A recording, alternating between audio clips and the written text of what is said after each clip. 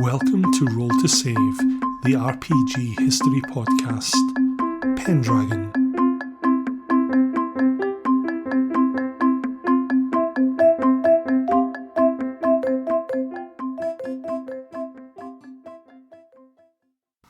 Hello and welcome to another episode of Roll to Save, the RPG history podcast.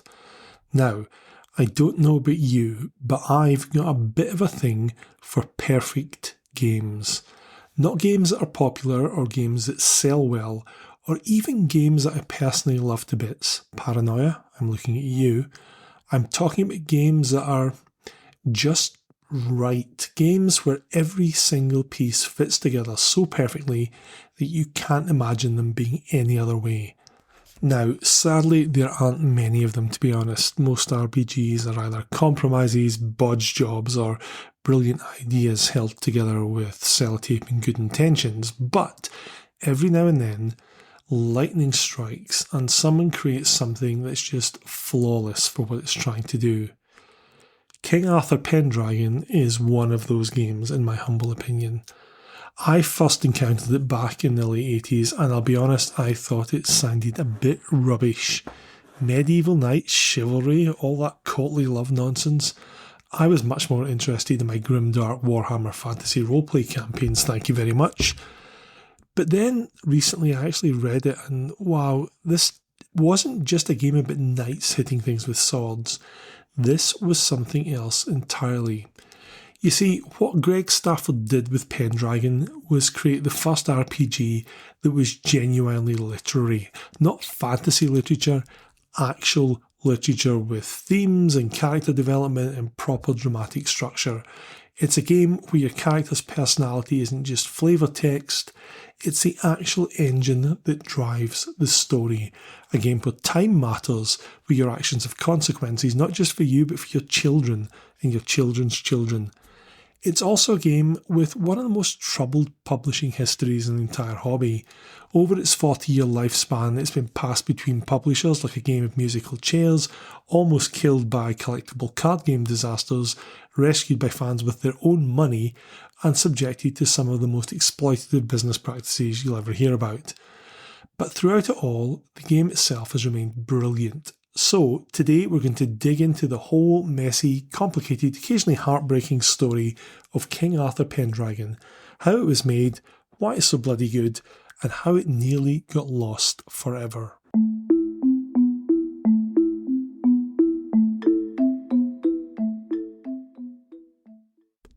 So let's start at the beginning. It's 1985, and if you're into RPGs, you're probably playing D&D. Or maybe RuneQuest if you're in the UK. Everything's high fantasy, everything's about killing monsters and taking their stuff, and that's fine, but it's also getting a bit samey, isn't it? Then, along comes Greg Stafford with this mad idea. He wants to make an RPG based on Malory's Le Morte d'Arthur, you know, that massive doorstep of a book from the 15th century that most people have heard of, but nobody's actually read. Well, except poor souls like me who had to slog through it for their English degree. Trust me, it's not exactly a page-turner. And he doesn't want to just stick some medieval flavour on top of D&D. He wants to create something that actually feels like you're living inside Arthurian legend. Now, Stafford wasn't just some nobody having a go at games design. This is the guy who created RuneQuest and founded KSAM. He knew what he was doing. But even so, this was ambitious stuff. He's looking at the source material and thinking, right, how do I make a game that captures the tragedy of these stories? How do I make players care about honour and chivalry when they're used to optimising their way through dungeons? His answer was to throw out almost everything else everybody thought they knew about RPG design. So let's talk about the basic system, because this is where Stafford was genuinely ahead of his time.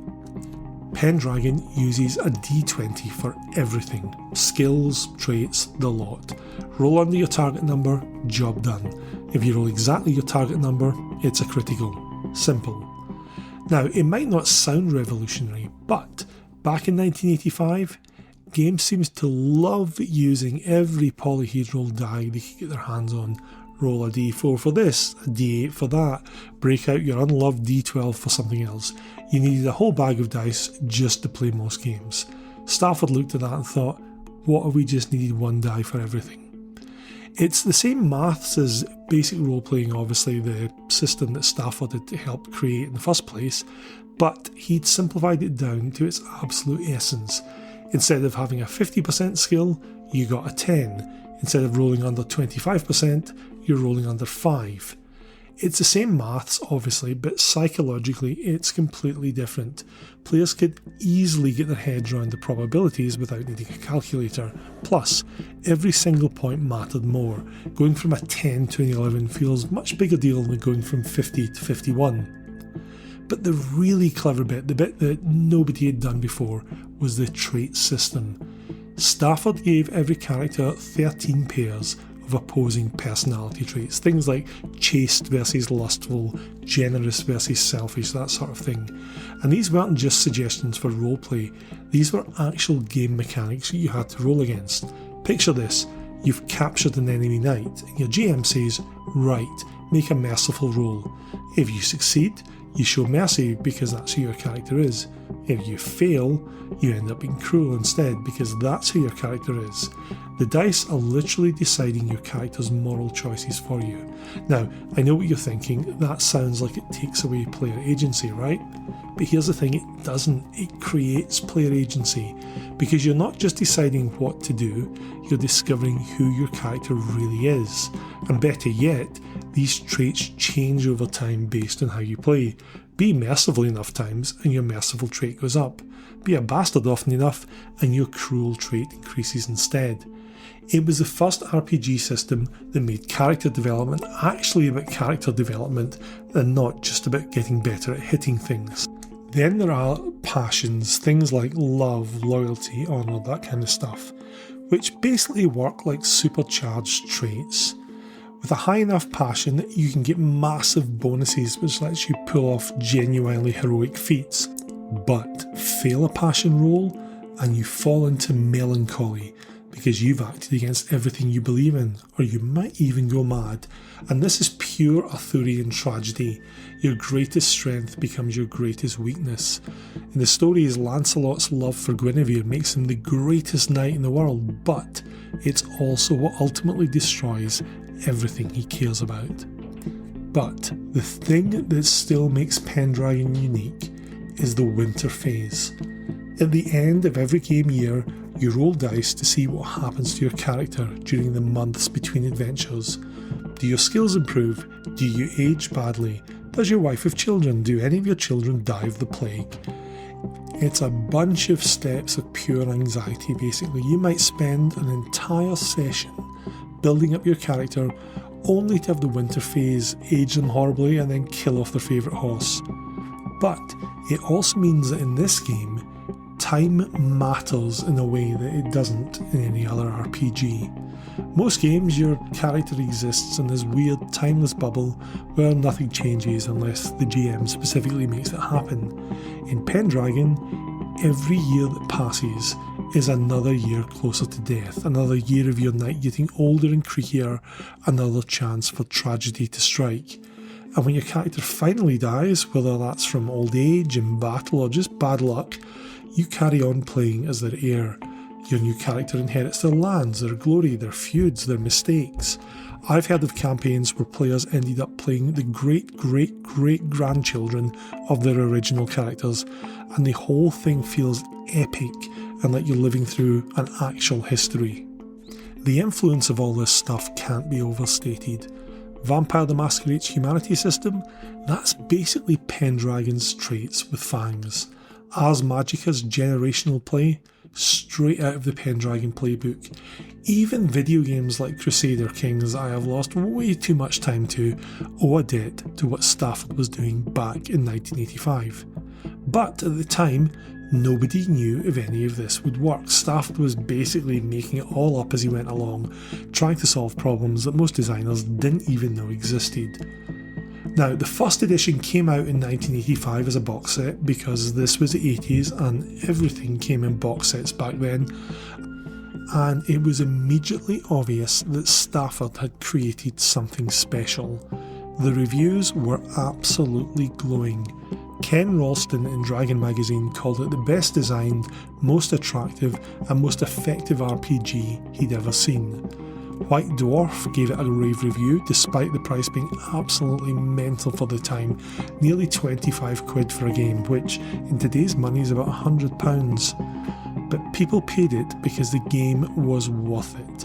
At the 1986 Origins Award, the first supplement won Best Roleplaying Supplement, which was pretty good going for a game that had been out for only a year. Chaos Aim followed up with a third edition in 1990. They skipped the second edition entirely, don't ask me why, and that won Best Role-Playing Rules of 1990. By this point, Pendragon was getting the recognition it deserved. The fourth edition in 1993 tried to be all things to all people. Suddenly, you could play Saxons, the Irish, Picts, Scandinavians, basically people from all over Europe. You could even play wizards, though the magic rules were apparently rubbish and everyone pretends they never happened. Some people loved this multicultural approach. Others felt it diluted what made Pendragon special. Personally, I think Stafford was right to give it a try. The game had always been about more than just the Christian knights from Salisbury, but the execution was a bit all over the place. Still, throughout this period, the game was building a devoted if small following. These weren't casual players either. Pendragon fans were obsessive in the best possible way, running campaigns that lasted for years and talking about their characters and their children like they were real people. Seriously, ask a devoted Pendragon fan about their character and you will get the chronicles of their family. Sadly, all of this made what happened next all the more tragic. So, it's the mid-90s and collectible card games are the new hot thing. Magic the Gathering has made Wizards of the Coast a fortune, and suddenly every game company wants in on the action, including Chaosium. Now, to be fair to them, their CCG, Mythos, based on Call of Cthulhu, was actually rather good. It won awards, it had innovative mechanics, it was everything a CCG should be. The problem was the follow-up product, the Mythos Standard Game Set. Now, I've talked about this before on our Call of Cthulhu podcast, but let's go back into it for new listeners. This was supposed to be an entry-level product. 2 pre-built decks that beginners could buy and play straight away. Non-collectible, reasonably priced, sensible stuff. It was a pretty good set. I owned one myself and it was what got me into Mythos. However, Chaosium printed this at collectible card game levels, expecting massive sales that never materialised. The results were catastrophic. We're talking hundreds of thousands of dollars worth of unsold inventory sitting in warehouses, pallets of the stuff that they couldn't shift. And CCG failures don't just lose you a bit of money, they lose you stupid amounts of money because print runs are massive and the margins are tiny. Chaosium nearly went under. From what I've heard, most of the staff get laid off, and by 1998 there were a whole bunch of people not actually getting paid. And what did they try to do to save money? Well, they cancelled basically everything except Call of Cthulhu. Pendragon, Elric, Nephilim, poor Nephilim that never got the attention it deserved, all gone. But here's where Pendragon's story gets interesting, because into this disaster steps a guy called Peter Corliss. Peter was a fan of Pendragon, and when Chaosium were going through their financial crisis, he actually lent them money to try and help keep the company afloat. When they couldn't pay him back, he said, right, I'll take the Pendragon rights instead. Just think about that for a minute. A fan of the game literally bought the rights to keep the game alive. That's either incredibly noble or completely mental, I'm not sure which. However, Corliss founded Green Knight Publishing in 1998 and spent the next 6 years trying to make Pendragon profitable again. He published new supplements, reprinted old ones, and even got a fiction line going, but he was fighting an uphill battle. The RPG market was still recovering from the CCG crash, and Pendragon had always been a bit of a niche product anyway. The fiction line did alright. Turns out there is an audience for Arthurian literature, but the game itself struggled, and by 2004, Corliss threw in the towel and sold the rights to White Wolf. One thing I will say for Corliss, he was a genuinely decent bloke. When he found out the KSCM had not paid various freelancers and artists over the years, he actually paid them out of his own pocket, even though he had no legal obligation to do so. The industry could absolutely do with more people like that. Anyway, White Wolf published a streamlined 5th edition in 2005 with Greg Stafford himself back at the helm. This was Pendragon returning to its roots. No more multicultural knights, no more terrible magic rules, just pure Arthurian legend done properly. But the real masterpiece of this era was the Great Pendragon campaign, all 432 pages of it. This thing is huge, and it's crazy in the best possible way. It's basically a year-by-year guide to running an Arthurian campaign from 485 AD to 566 AD. Every single year has events, gossip, adventure hooks, the lot. Just consider that for a moment. Every single year. If 1 year is one game session, that means you're getting at least 85 games out of this bad boy. It's enormous. It's broken down into 8 distinct periods, each with their own feel. The Uther period is all about serving Arthur's dad and dealing with the Saxon threat. The Anarchy period is Britain falling apart after Uther dies. The Boy King period is Arthur establishing himself through bloody conquest. The Conquest period is Arthur expanding out across Europe. The Romance period is knights being all chivalrous and courtly, and the Tournament period builds on this flowering of knighthood. The Grail Quest period is everything starting to go wrong, and the Twilight period is the inevitable slide towards the Battle of Camlan. What's brilliant about this is that it gives you the full emotional arc of the Arthurian legend.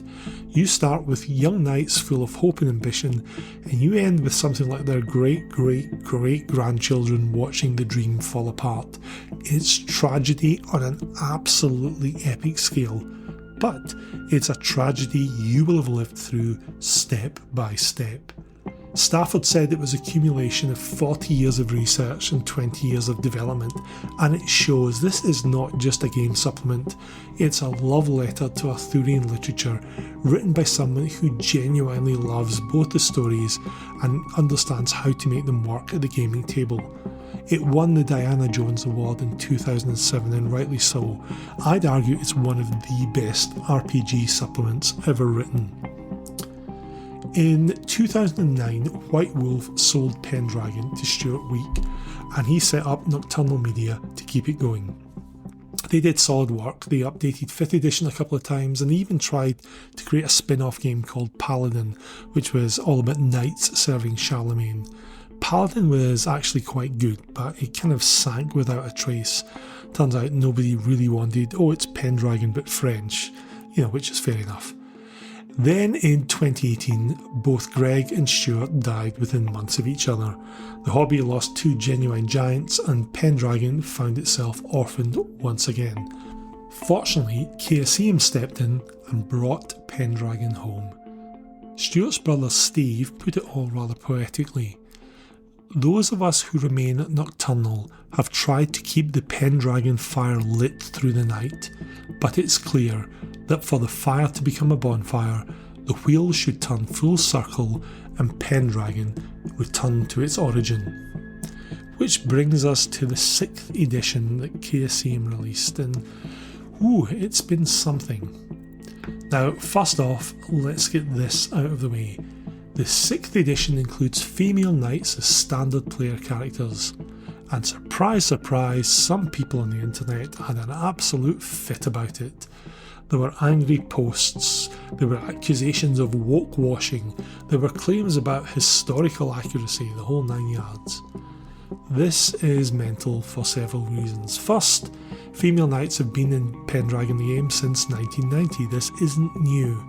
Secondly, you're playing a game set in 6th century Britain where knights wear 14th century armour, fight with medieval weapons, and regularly encounter things like talking animals and magical swords.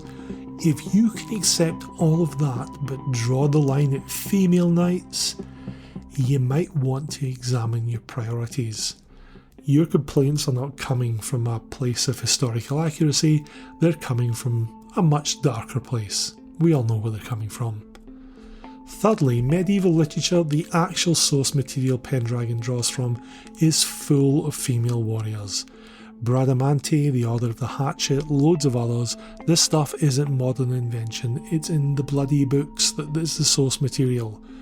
Greg Stafford himself was apparently fine with it too. Somebody once apparently told him that they wouldn't play Pendragon until they could play a lesbian Jewish knight, to which he said, "Fine, come over next Tuesday and we'll see what we can do." Look, the RPG audience has changed massively since 1985. Women make up a huge portion of players now, and frankly, a game about the highest ideals of knighthood and chivalry should probably live up to those ideals by including everyone who wants to be included. The mechanical changes don't affect the themes of honour, chivalry and tragic heroism, they just let more people experience them. So let's be clear, female knights are not a problem. Let's talk about the actual problems with the 6th edition, because there are plenty of them. This release has had its problems from start to finish. There was a quick start put out in 2020 promising that the full game was imminent. Then they released a starter set in 2023, again saying that the core book was nearly ready, and the core book finally appeared in 2024. Those of you who were around for the Call of Cthulhu Kickstarter will be intimately familiar with KSCM's rather erratic release schedule. However, let's look at the products themselves. The starter set is lovely. Beautiful production values, proper medieval manuscript feel, excellent introductory adventures. If you want to get into Pendragon, it's a great place to start. But if you actually want to run a campaign, the core of what Pendragon's about, yeah, good luck with that. It has no rules for all the generational stuff that makes Pendragon so great. There's a proviso that you would buy the main rulebook for that, but when we look at the core book, it's missing lots of stuff too. This feels much more like the player's handbook for Dungeons and Dragons. There is no GM advice, there's no bestiary, there's no starting adventures, there's barely any equipment to speak of. The battle system for mass battles, that's actually in the starter set, but not the core book, which feels kind of bizarre. Estate management, one of the core systems of the game, that's relegated to a future supplement with no release dates. It feels like they've taken one complete game and chopped it up into 3 or 4 products to maximise sales, which would be annoying enough if all the products actually existed, but they don't. You're being told repeatedly to buy books that haven't been written yet. And here's the real kicker. In the Appendix A, there's a note from Greg Stafford, and he refers to this as Greg Stafford's Ultimate Edition. Ultimate as in the final, definitive, complete version of Pendragon, except it's not complete.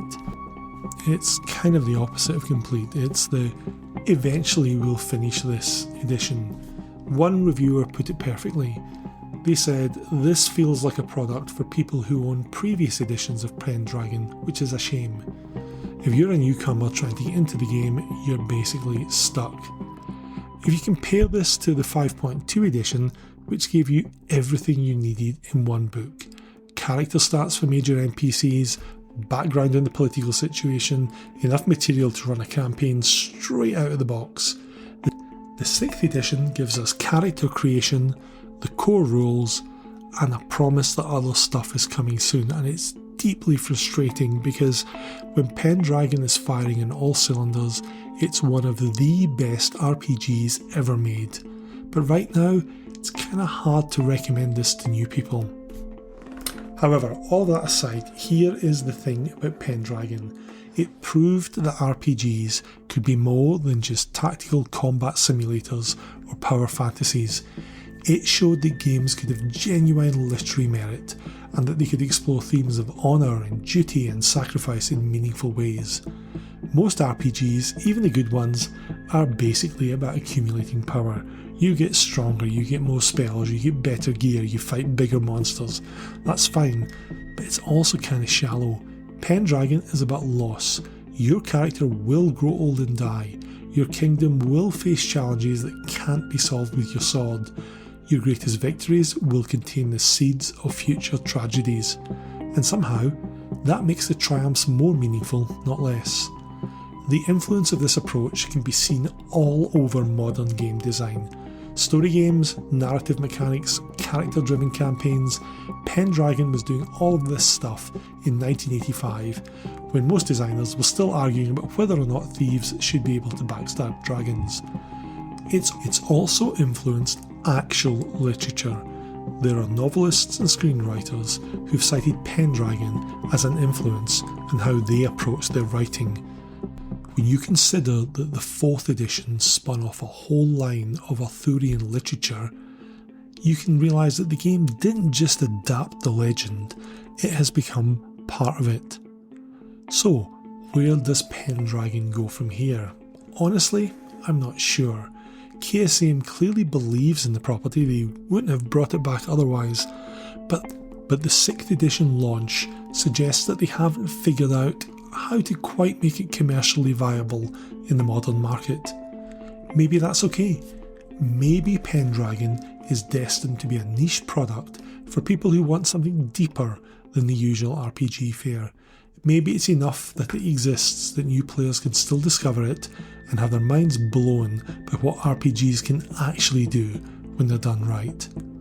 All I know is that once you've experienced proper Pendragon, once you've played through a generational campaign and watched your knight's children grow up to face the same challenges their parents faced, it's hard to go back to games where death is just an inconvenience and time doesn't matter. Pendragon is the holy grail of RPGs, beautiful, elusive and utterly transformative for those who find it.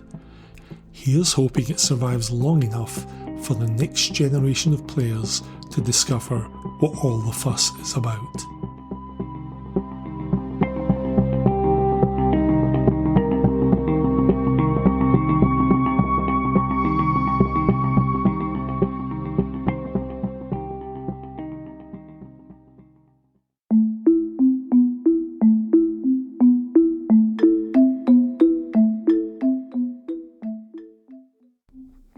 And that was our deep dive into Pendragon's brilliant but troubled history. We hope you enjoyed it.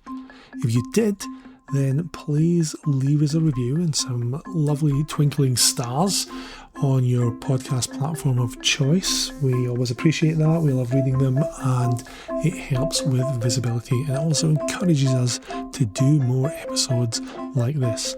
Also, if you've got any RPG history suggestions, drop us a line at roll.2.save.pod@gmail.com because we're always looking for new topics for follow-up episodes. You can also get in touch with us on social media. We're on Facebook and Instagram. Just search for Roll to Save.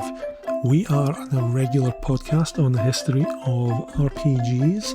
We have 70 episodes up at the moment, covering reviews, roundtables, history episodes, interviews, and some actual plays. So if you're new to our podcast, check those out and let us know what you think. Until next time, keep rolling.